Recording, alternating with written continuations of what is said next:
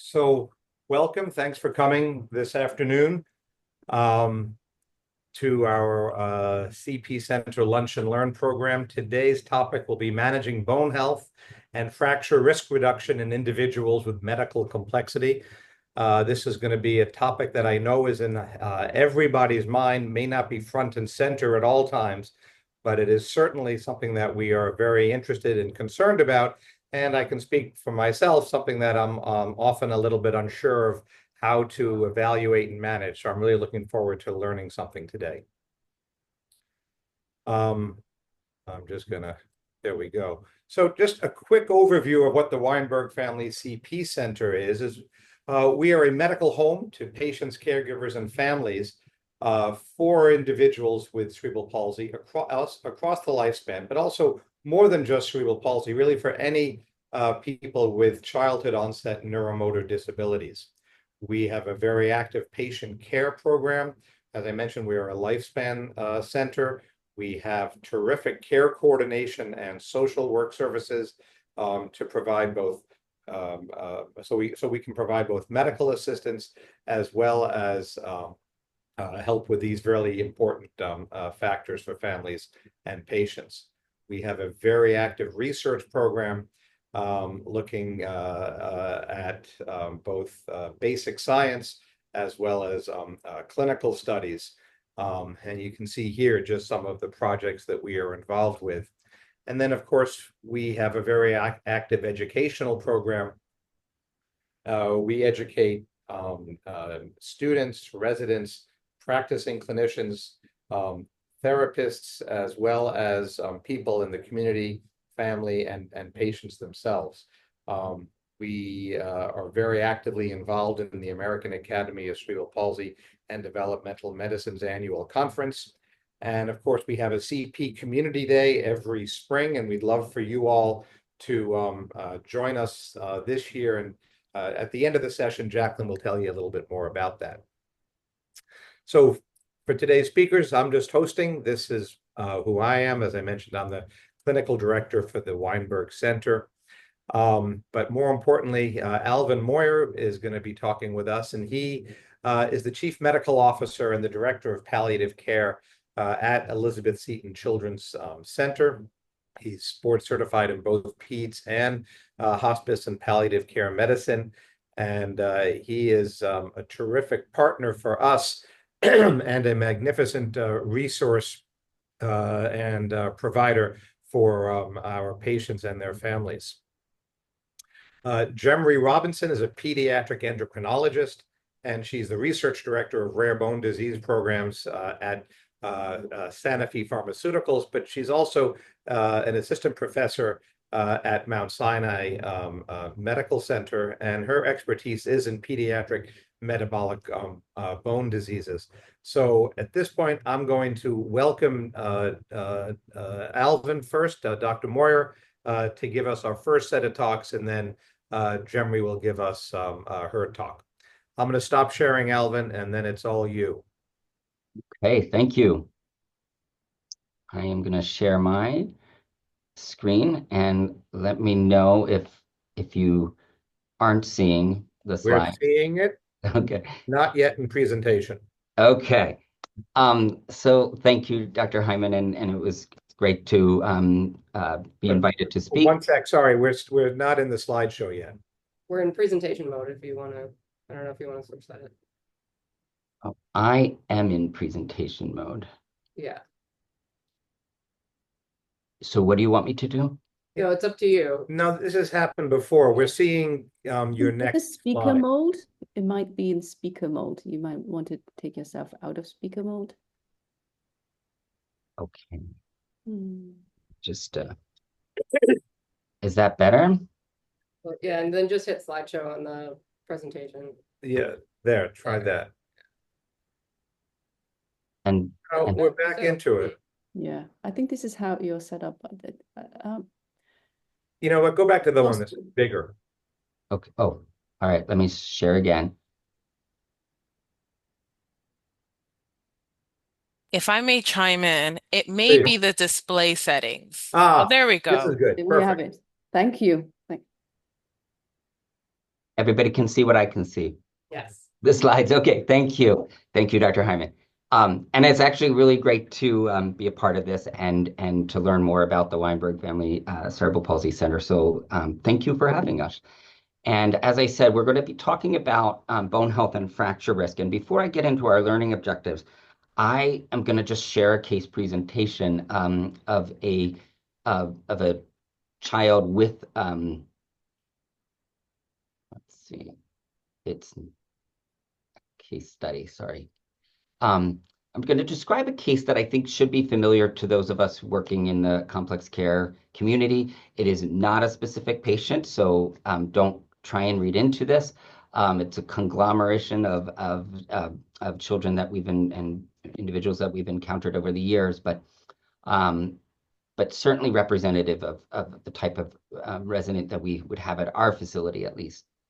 So I'm going to describe somebody we call Kay, who was born with an epileptic encephalopathy and over the years has developed really a spastic quadriplegia that has rendered her ventilator dependent. She has a tracheostomy and a gastrostomy.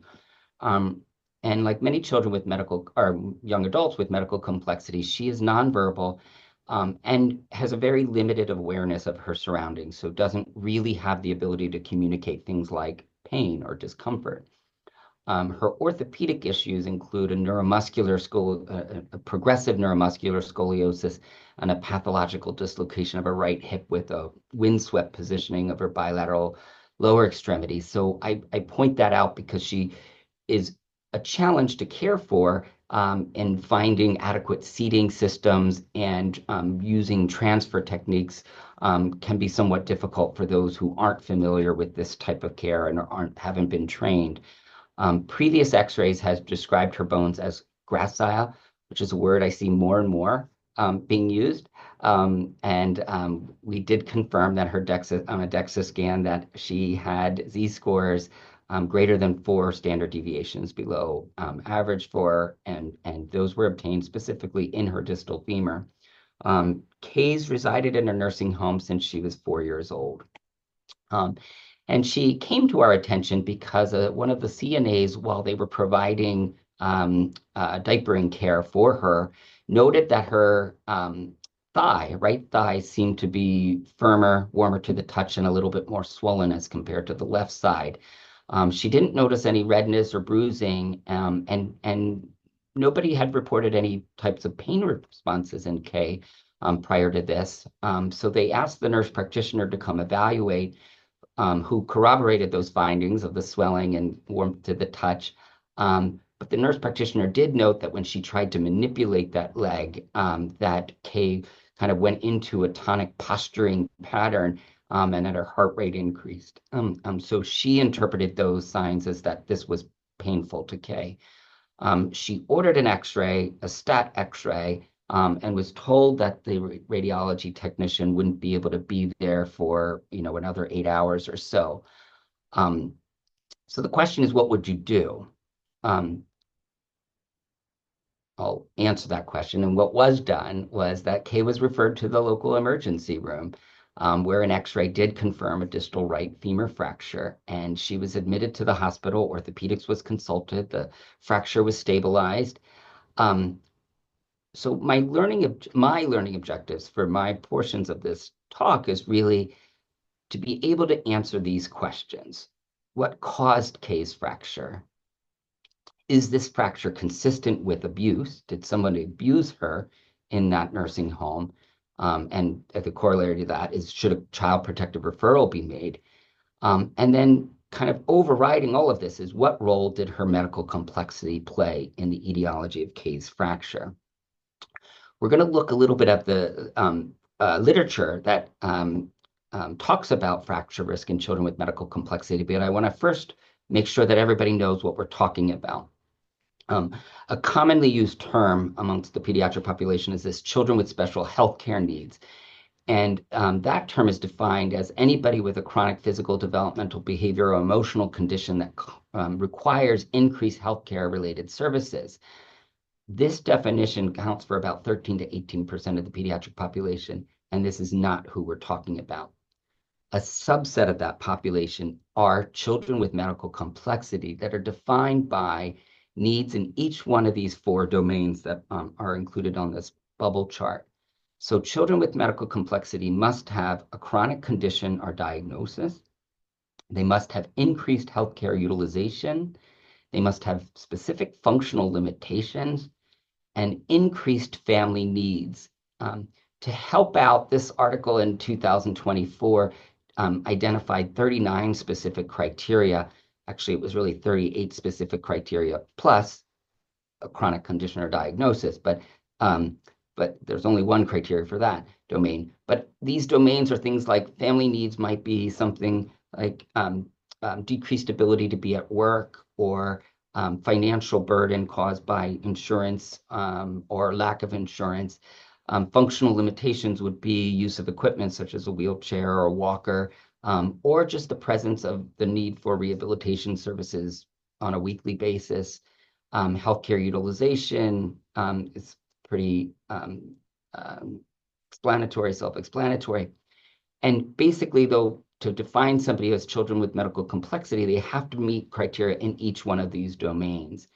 This definition accounts for approximately or just under 1% of the pediatric population. However, it accounts for over 30% of total pediatric healthcare costs and accounts for about 37% of pediatric hospitalization. So it's a small in number, but big in impact. To see what this looks like at our center, we have 169 residents, 79 of whom I put a plus sign there because this changes almost on a daily basis, but currently 79 of whom are ventilator dependent. 119 have a tracheostomy, 165 have a gastrostomy, and 163 have a global motor functioning classification scale of 4 or 5, which means that they're effectively independently non-weight bearing. Okay, they may be involved in a standing program, but they themselves are independently non-weight bearing. So the type of diagnoses that we see are that would include children with medical complexity. I won't go into all these, but these are just a smattering, with neurological illnesses really kind of overrepresented, I would say, in the long-term care sector. So the point of that last slide was really to point out that this is a very diverse population. So if we want to look at fracture risk in this population, it is a lot of comparing apples to oranges or even watermelons and kiwi. It's a very diverse population with diverse diagnoses. And what's important to know is that they also can have very diverse abilities and are cared for in very different environments. And all of these different aspects of their illness, even the medications they use, can influence their individual risk factors. And so as we begin to explore the literature, we have to kind of keep that in the back of their mind and ask the questions: who was the population, and what were their abilities, and where was the care environment as we look at these studies. And just to kind of introduce, Dr. Robbins is going to go into more of this, but why are children with medical complexity at such high risk for these fragility fractures? Well, certainly their disease or condition can have a direct impact, and there are many diseases that directly impact bone health, and osteogenesis imperfecta would be the prototype of that. But just even their non-weight bearing status, certain medications that we'll get into, particularly anti-epileptic drugs, can influence bone mineral density. Seizures themselves put you at higher risk. Our children are at risk for various reasons, for impairments in their nutritional status or difficulties in maintaining their nutritional status. Many of our kids have very, very low caloric expenditures. So if we relied just on the amount of formula, they would fall far below their calcium and vitamin D needs. And so many require a lot of supplementation. Most have G tubes, as we saw on the slide. And many have pretty extreme mobility and equipment needs. So just think about Kay and her functional limitations and how she might interact with her environment in terms of, the need for mechanical lifts and the challenges in her seating with her neuromuscular scoliosis and some of her contractures and such. And so even though these equipment needs, such as lifts and the wheelchair, are designed to kind of support her and minimize the risk of fracture, improper use or just makes her more prone to kind of accidents or where that equipment might actually play a role in the fracture. So again, just things to kind of think about. But what I'm going to do is look at just a smattering of some studies from the literature, and I'm going to focus a lot on cerebral palsy. We're speaking to a cerebral palsy crowd, but also the literature is most robust in specific diagnoses. So cerebral palsy and seizures are probably the two diagnoses where we see the most information from the literature. But even saying that, the literature, those fracture risks are kind of all over the place. Again, depending on where the study is done and what the specific population is, what their abilities are. So I'm going to start off with this study from 2006 that looked at a fair amount of children with global motor function classification scales of 3, 4, and 5. So 4 and 5 would be completely not independently weight bearing. 3 would mean they have the ability to walk with assistance, so weight bear kind of with assistance.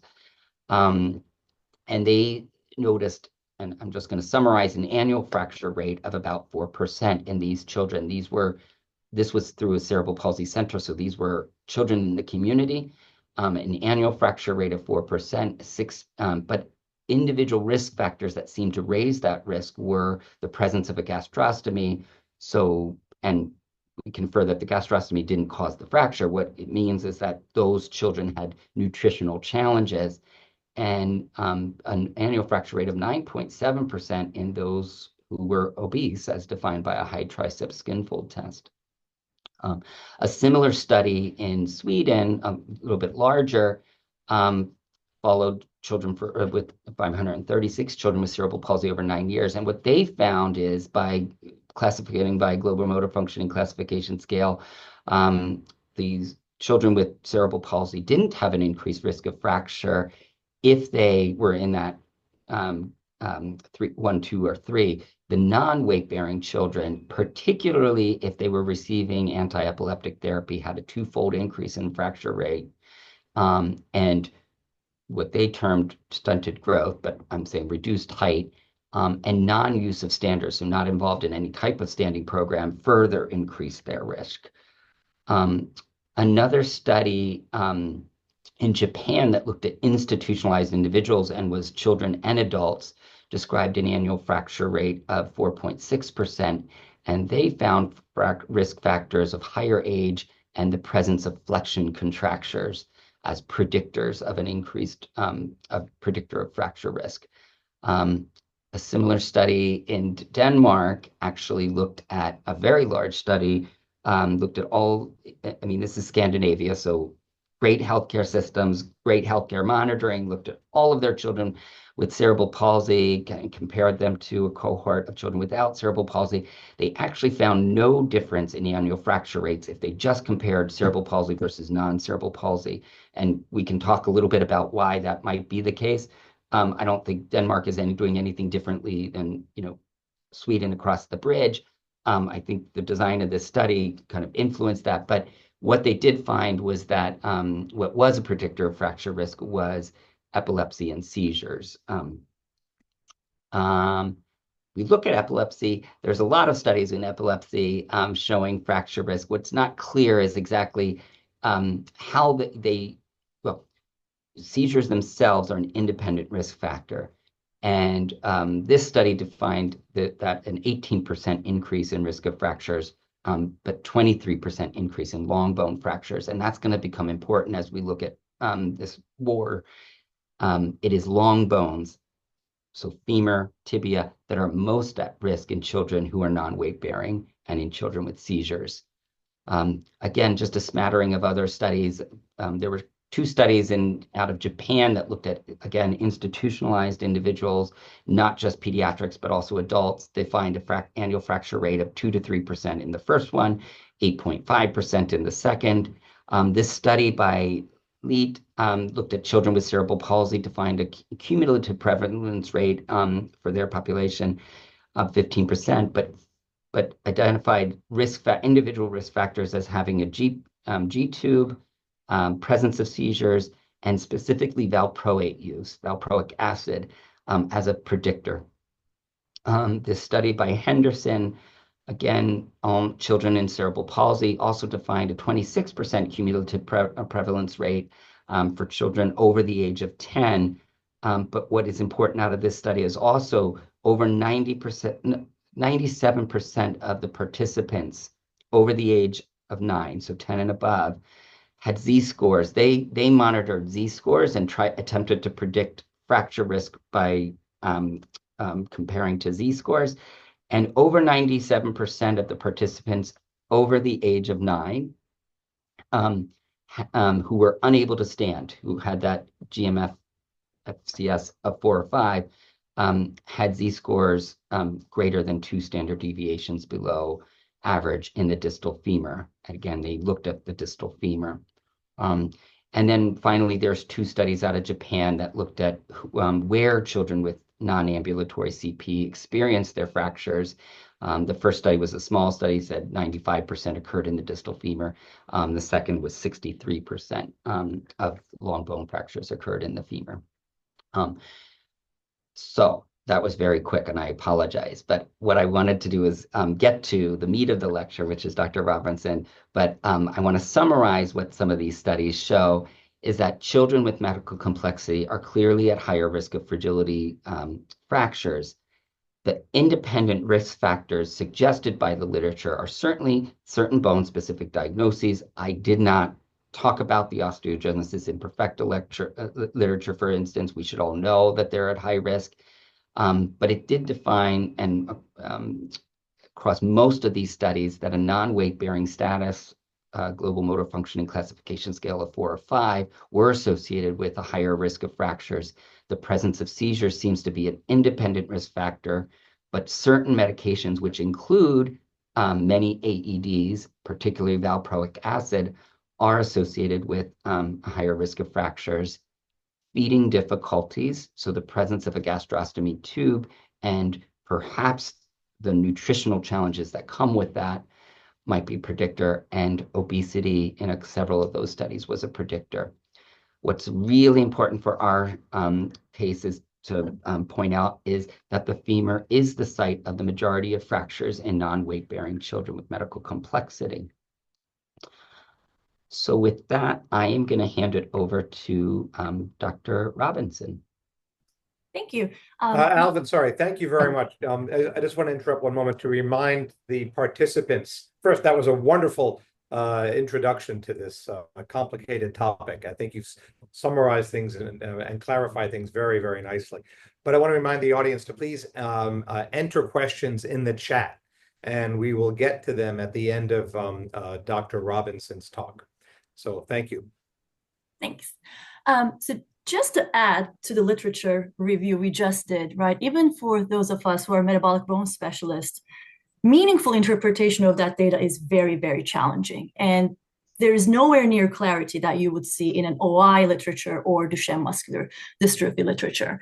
But that is the limited data set we have, and we need to, acknowledge it. But it is very hard to come to, I think, clinically meaningful conclusions. So classic definition of osteoporosis in children is quite different from that of in adults. And you will see it is very detailed. It is not defined by a DEXA result alone. So you need to have a combination of impaired bone mineral density on your DEXA scan, plus a clinically significant fracture history. And you will see how detailed it is, right? Presence of either 2 or more long bone fractures before the age of 10, or 3 or more, right, before up to age 19. That is very detailed, but it is more applicable to a healthy pediatric population. That's really what the data supporting the definition comes from, and not those children with medical complexity. And the second bullet point is any type of spine fracture, regardless of presence or absence of a long bone fracture, will also meet that criteria. You will see in interpretation of bone strength, there are many aspects of bone biology that impacts that, including the bone mass, size, geometry, and material properties, many of which really is not being assessed by a DEXA scan alone. Next slide, please.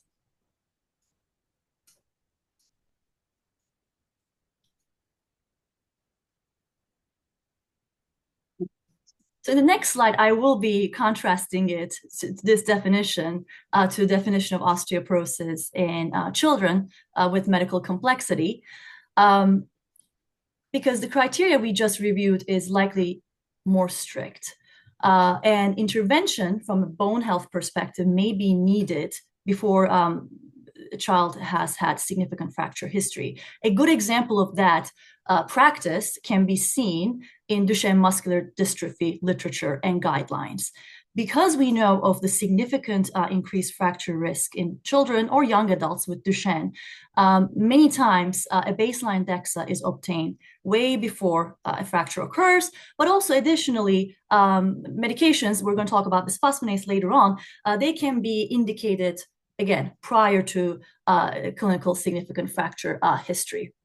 I think this audience is quite familiar with DEXA, but an important distinction I want to make is that the sites of interest on a DEXA scan are different in pediatric population versus young and older adults.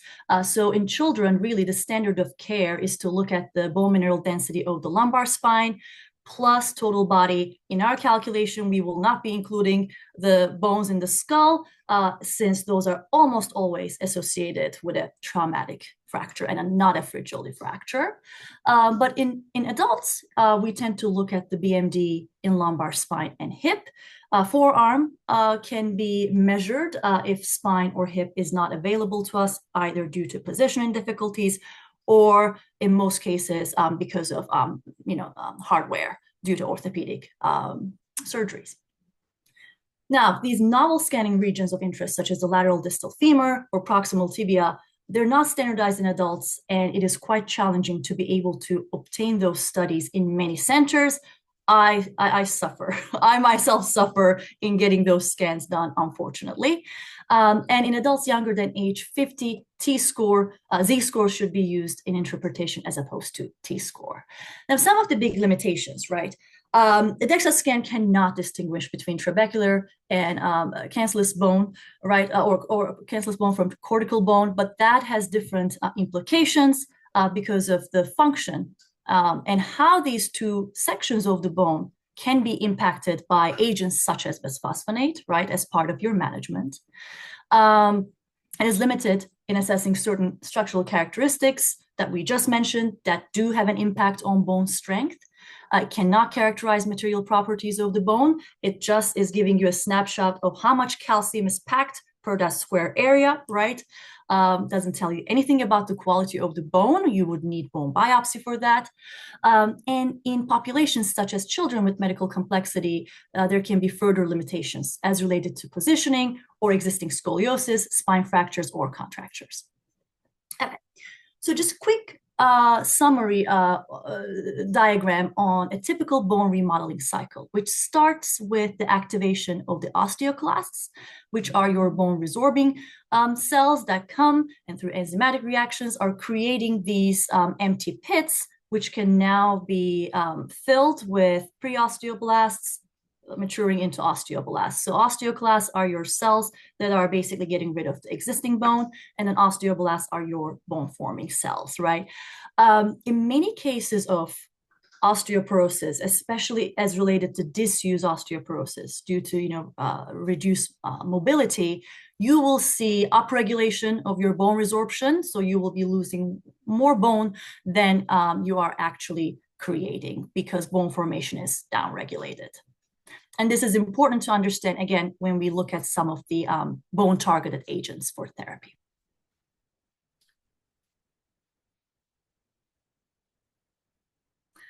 I think this is an important slide, and this can actually be applicable, right? I think this is a very pediatric dominant slide deck, but really in pediatrics, but also in adults, right? You can have rickets as opposed to, you can have osteomalacia.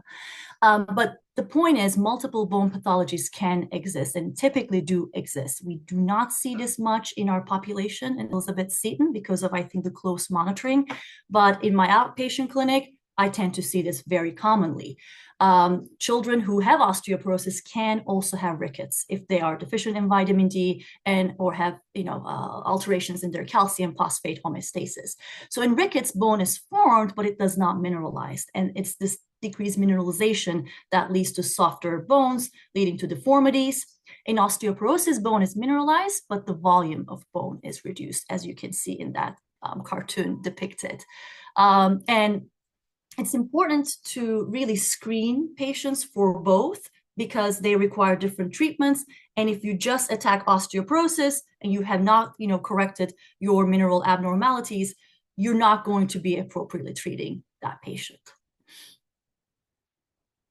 So what are some of the common scenarios where referral to a metabolic bone specialist, typically this is a pediatric or adult endocrinologist? One, this can be as part of routine screening, which is done very commonly, again, in Duchenne muscular dystrophy, for instance. It can be after a finding of low bone mineral density on a DEXA scan. This third one, it's actually very interesting, and I work closely with a lot of my orthopedic colleagues on this for optimization prior to a major orthopedic surgery to assist with that bone healing afterwards, or, and this is very important, after any fragility fracture. So there will be individual variations, right, based on the provider approach or, of course, the needs of your patient. But in general, I think this is a very common steps for screening for osteoporosis, which really starts with a good history, looking at fragility fractures, number, type, and healing process. Was there delayed healing? That can tell you a lot, right? And other musculoskeletal complaints. There needs to be a bone metabolic workup, including calcium phos, PTH, vitamin D, and bone turnover markers, both formation and resorption.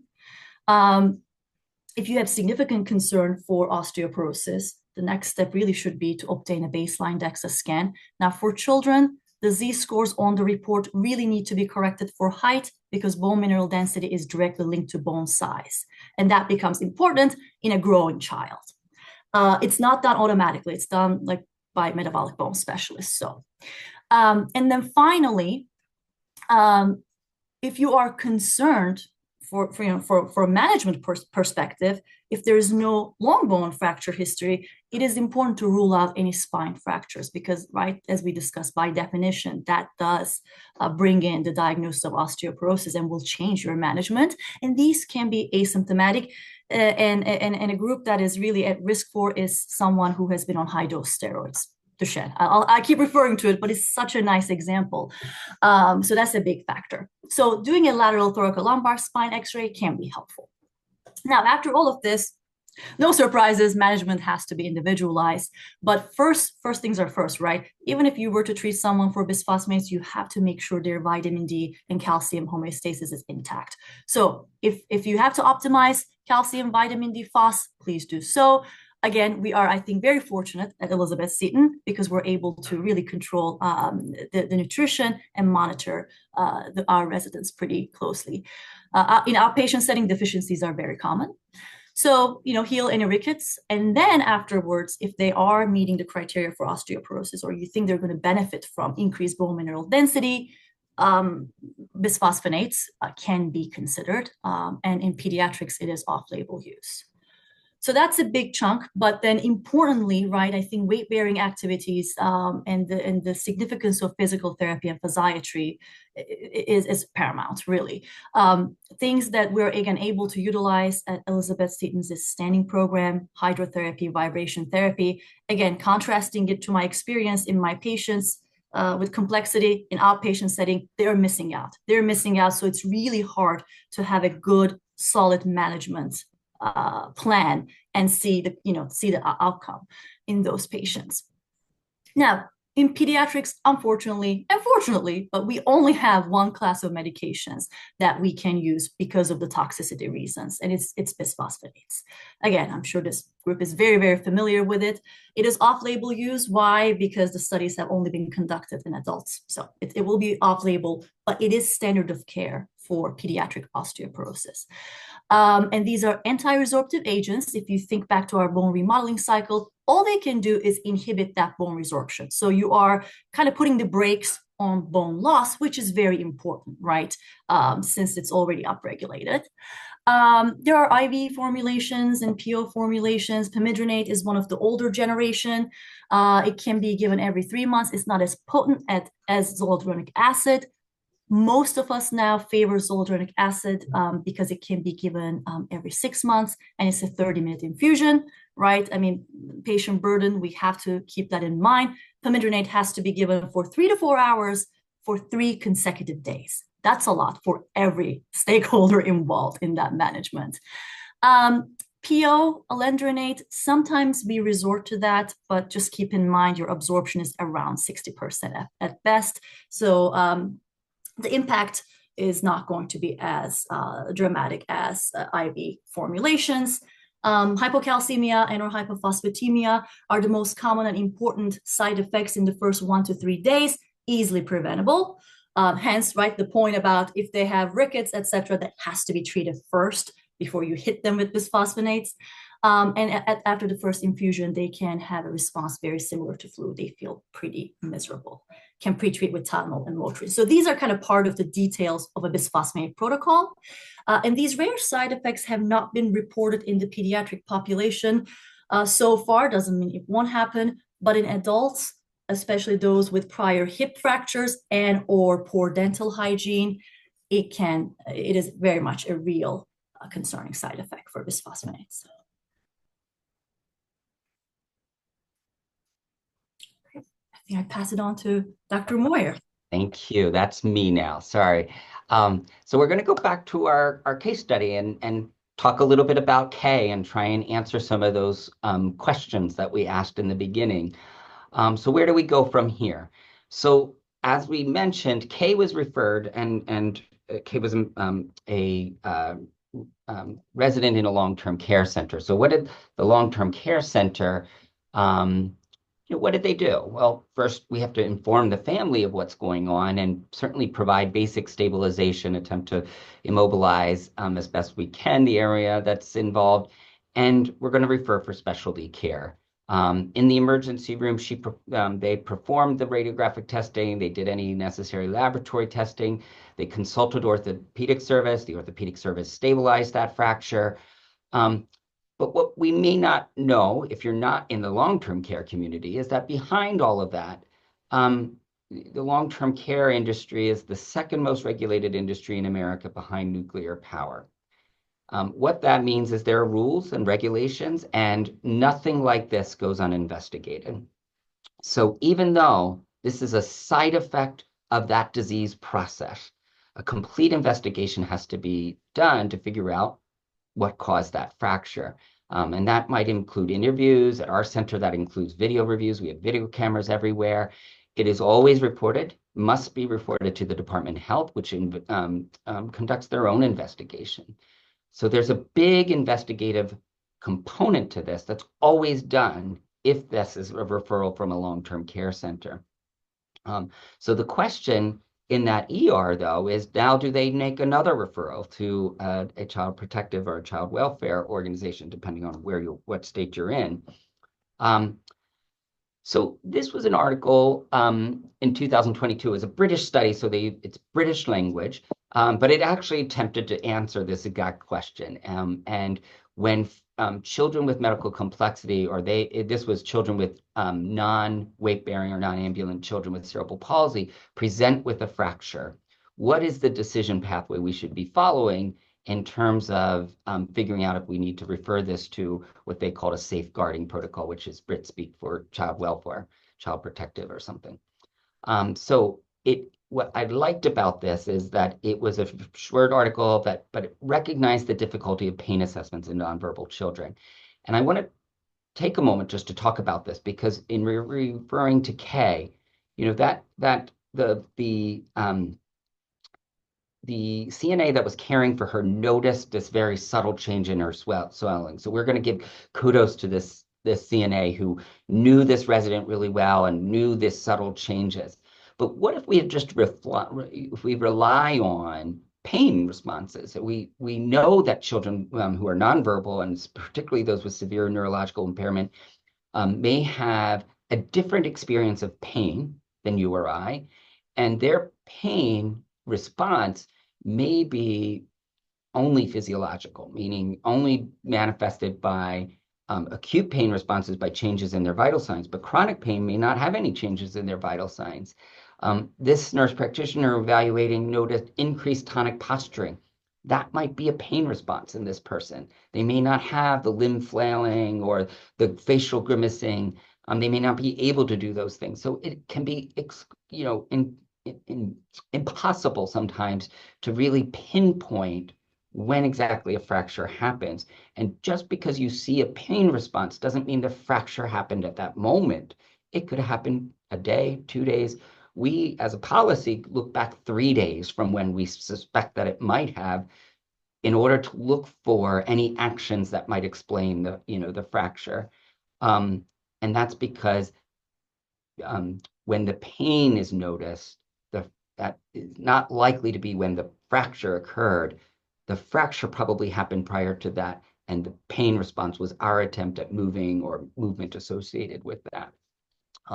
So this study acknowledges that and suggests that these are fracture scenarios that are really shouldn't trigger a safeguarding protocol or referral to a child welfare organization. So if we're evaluating a child who's non-ambulatory and it has a fracture, if it's a distal femur or proximal tibia fracture, again, those are the most common sites of fractures in these individuals, and that is strongly suggestive of non-abuse of a fragility-associated fracture. So it's strongly suggestive that abuse did not occur. I'm saying all of this with the assumption that there were no other signs of abuse on the physical exam. So if somebody comes in with a femur fracture and some fractured ribs and a black eye, this does not apply. This is strictly talking about case scenario where somebody presents just with the distal femur fracture, should not trigger safeguarding protocols.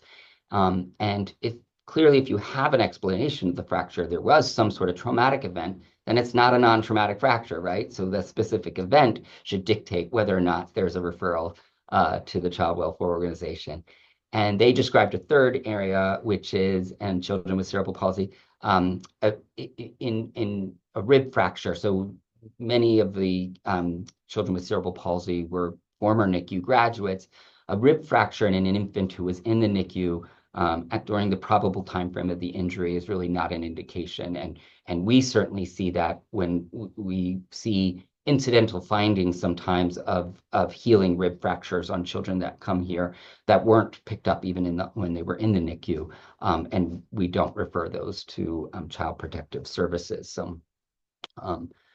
So if we go back to this study, it really kind of suggests, and what I'm going to do is suggest that as members of the complex care community and members of the orthopedic community who take care of children with cerebral palsy, that we really create a new framework for discussing these cases. And we try to make it a less punitive and more preventative conversation.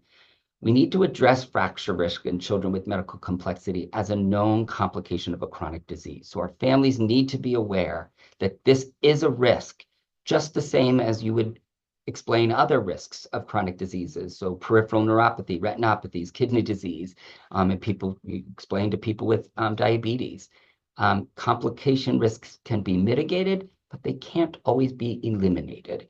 And it's just an important concept to know, but let our language reflect that. So if we can avoid language that specifically talks about distal femur fractures in a child with medical complexity as a sign of abuse, and I've heard it so many times from every hospital ER in this area. I've heard this. where a fourth-year medical student or a third-year resident explains to me, yes, a femur fracture is pathognomonic for abuse. So those of us in the complex care community, I know you've heard it as well. It's simply not true. So let's try and instead facilitate a collaborative approach between families and medical providers. When we present every fracture discussion as we have to rule out abuse, we have to do a skeletal survey to look for other signs of abuse, those language really drives a therapeutic wedge between that and within that therapeutic relationship between families and medical providers. Sometimes relationships that in case have expanded for decades. Now suddenly, with one word, you've shattered that relationship, and perhaps I'll say unnecessarily, but that's problematic because the options for families with children medical complexity aren't infinite. They have very few options generally available for them to help with the care of their child. So taking a more collaborative approach, and I'll say that skeletal surveys are not indicated if it's just a distal femur or proximal tibia fracture, and there's no other signs of injury. I think it's important for all of us to recognize that fragility-associated fractures may not have a specific event or significant causative force that can easily be identified. When you review the literature, particularly the studies out of Japan, they often listed, what they thought was the cause of the fracture, and so transfer into a wheelchair was listed as the cause of the fracture. Changing a diaper was listed as a cause of diaper. And that may be the case. I'm wondering how they defined that or how they knew that. I'll argue that the transfer may have been the thing that brought out the pain that was associated with the pain of that fracture, caused them to recognize the fracture, but might not have been always the cause of the fracture. So again, just a summary, we're going to 2 slides here. Children with medical complexity are at higher risk of fragility fractures, non-traumatic fractures. Those independent risk factors may include their specific diagnosis, their non-weight-bearing status, the presence of seizures, certain medications. Again, I'm going to shout out valproic acid is one that appears a lot in the literature. Nutritional difficulties, and Dr. Robinson alluded to that with the need for preventing rickets as a comorbid diagnosis, and obesity or having a high tricep skin fold test have also been identified as possible risk factors. But again, femur is the site of the majority of fractures in non-weight-bearing children with distal femur specifically.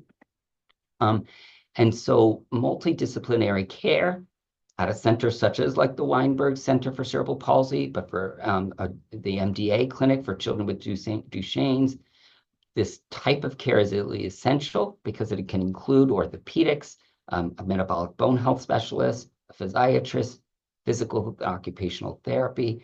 The language that we use in the discussions and in the medical records needs to not just acknowledge that bone health risks associated with medical complexity, but really talk about it as a causative agent, particularly in non-weight-bearing individuals. And again, distal femur fractures, proximal tibia fractures are not suggestive of abuse in non-weight-bearing individuals. If nothing else, I want people to walk away from this lecture and not use the term femur fractures are pathognomonic for abuse in all children. I do nothing else. So I want to thank everyone for letting us speak. And I've listed here, if you want to take a photo of this, that these are some of the studies that I had really gone through very quickly.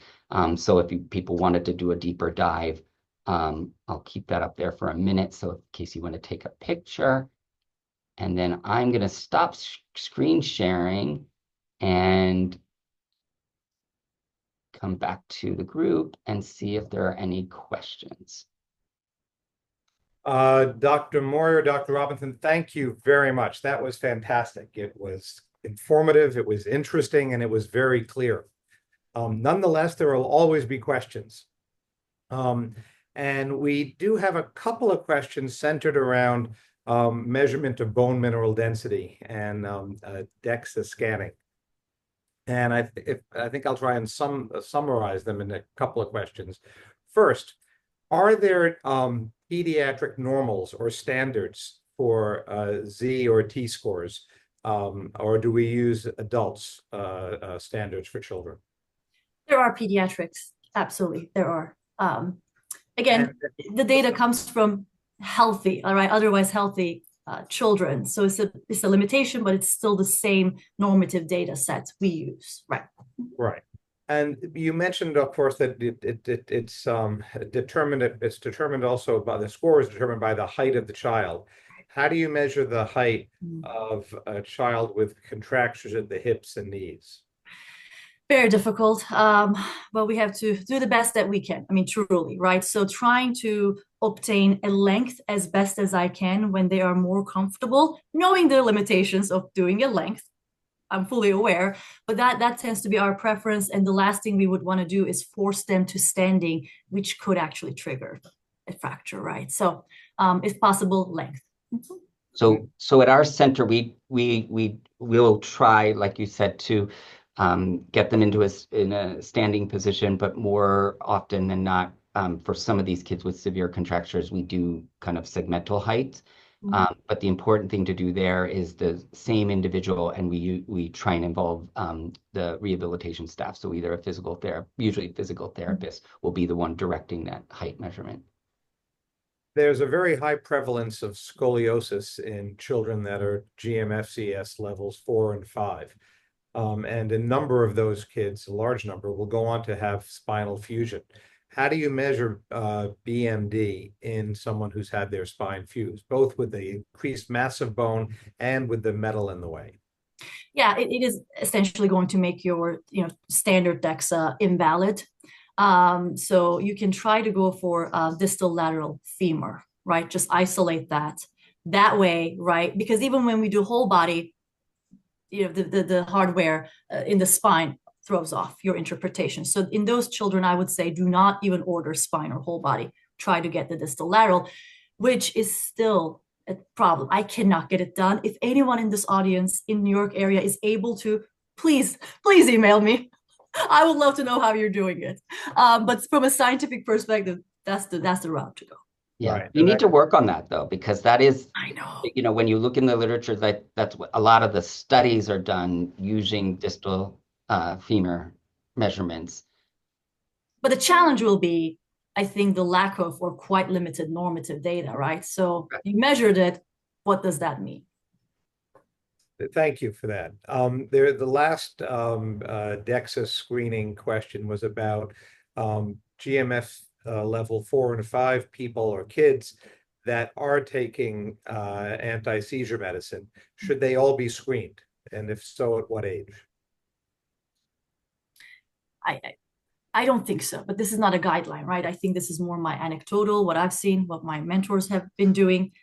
Not necessarily. I think those medications serve a much, much bigger purpose, right? And as we mentioned, it's important to prevent seizures because they can directly lead to a fragility fracture. Again, if you're not going to treat them based on the DEXA result alone, why screen them only because they're on those medications? With that being said, right, if a family is very interested in it, it doesn't hurt. As long as it's easy, as long as the child is going to tolerate it, yes. But I don't think we have any guidelines that say because of that, it triggers in your algorithm at DEXA. Yeah. Right. So I think that raises, sorry, Alvin, go ahead. No, I'll agree with Dr. Robinson. I will point out the International Society for Clinical Densitometry did release guidelines probably already 20 years ago. They revised those guidelines. Since then, the AAP also endorsed those guidelines.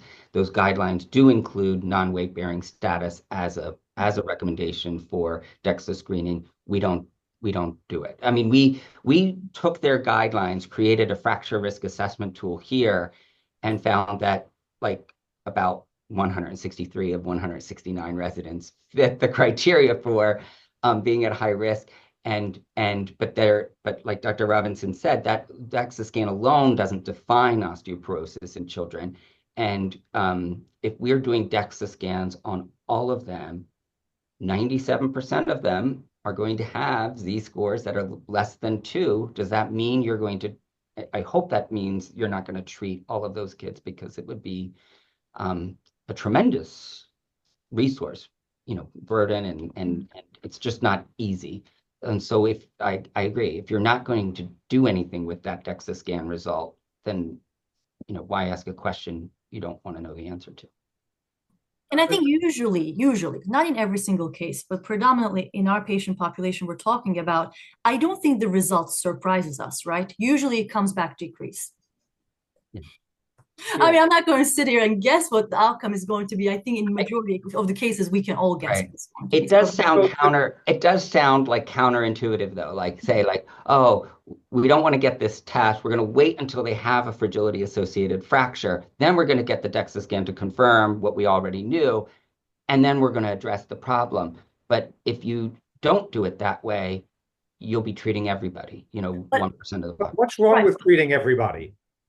It depends what you mean by treatment, because it can be anything from taking special care when moving them around to starting calcium and vitamin D or just calcium, to giving bisphosphonates. There's sort of this. I'm sorry. I was talking only about bisphosphonates. Me too. Calcium and vitamin D, nutrition optimization, the weight bearing, the modified weight bearing exercises, potentially hydrotherapy, vibration therapy, doing whatever you can to reduce the medications that might be impacting bone health. All of those things should be done automatically, because we should just know that these children are at increased risk, right? So that should just be done for everyone. I agree. And I will add, right, I was also referring to bisphosphonates, but however, if we are considering starting someone on bisphosphonates, then I will obtain that DEXA, because it will then become important for us as we're monitoring them, right? As the BMD will start to go up, you might then need to pull back a couple of years later, right? Drug holidays, etc. So then it's very important. If I'm going to, dedicate them to bisphosphonates, then I would want to know the DEXA. Right. You mentioned before about optimizing bone health prior to surgery. Part of optimizing bone health is the utilization of bisphosphonates. Can you talk a little bit about the impact of bisphosphonates on bone healing? Definitely, again, mostly anecdotally, because I haven't done a recent literature search on this, but I think there is definitely literature, especially in spine surgery. If there's significant, either osteopenia, as you can see on your plain x-ray films, right? And in a patient who is not, weight bearing, it tends to, I guess I will say, right? The outcome, once you have placed your hardware, is that really going to hold up? Is it going to, the healing process? It seems like if we improve the bone mineral density with bisphosphonates prior, now how many months? That's something I discuss with orthopedic surgeons and what our goals are. So that's individualized, but it seems to have almost always helped positively. Now, the specific outcomes that you're interested in post-surgery, I can't comment on that. But if we are starting with these, BMD results of -5, -6, it really sounds like it can be quite poor and lead to complications. Yeah, there's pretty good evidence that it helps with fixation of your spinal instrumentation, particularly in kids with OI, with osteogenesis imperfecta. That, without question, has revolutionized the treatment of scoliosis in kids with OI. Where we're really more interested, frankly, in fixation of the metal and the hardware than the ultimate healing of the bone. It's going to eventually heal. It just takes a bit longer, perhaps, when you interrupt that bone cycle. Right. Well, look, this has been fantastic. We've reached our time. I want to thank everybody again for joining us. Our next Lunch and Learn is going to be in a few months. I don't have a specific date yet. But the topic is going to be on medical and surgical management of spasticity, and we will have guest speakers for that as well. And I am hoping that it will be as interesting a session as this one has been. So I appreciate everybody's time. I particularly appreciate Dr. Moyer and Robinson for coming to join us today, and hope that we can get you to come again in the future.